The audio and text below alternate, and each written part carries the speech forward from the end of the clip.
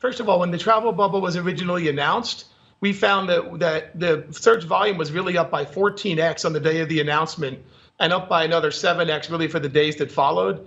Now, since the announcement that the bubble has been postponed, yes, we see that search volume go back down again, but I'm optimistic it's going to come back relatively quickly. Are you seeing outright cancellations, or are you just seeing deferment of bookings and travel? We see both. We do see a lot of cancellations, but one of the things we had done for our customers for this particular bubble was to make sure that everybody could cancel even right up until the day of check-in, a product called Easy Cancel. So the people who are canceling are getting their money back. Other people are choosing just to defer the booking until later.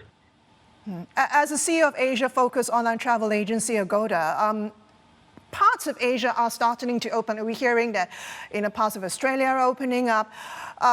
In terms of Asia, where are the pockets of recovery you're seeing?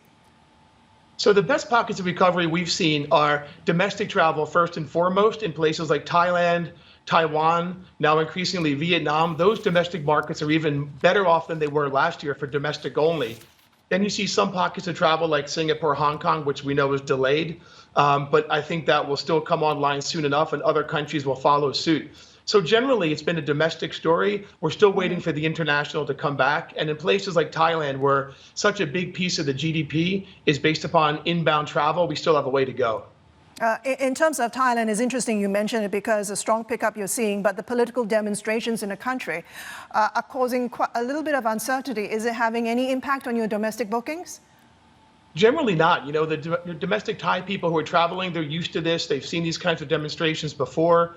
Everything has been by and large peaceful. So no, domestic travel in Thailand is still, again, it's higher than it was this time last year. And I'm optimistic that it will stay that way.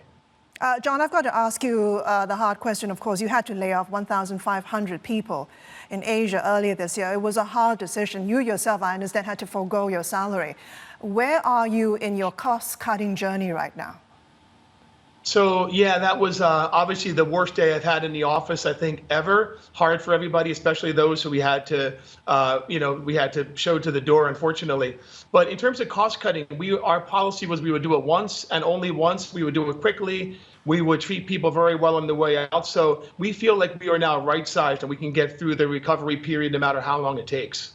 Okay, if it's not laying off staff, I mean, there's just so much uncertainty still out there, John. Where else could you look to trim costs if you need to?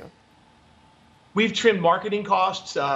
We've looked at anything like additional travel, T&E, et cetera. We certainly cut. But really, it's marketing that's come down by a lot. It's the headcount cost. But again, I feel like we and Booking Holdings overall, we feel like now we're in a good cash position and we're ready to sustain the winter, so to speak. And I think by the end of 2021 or maybe early 2022, we should be coming back to normal.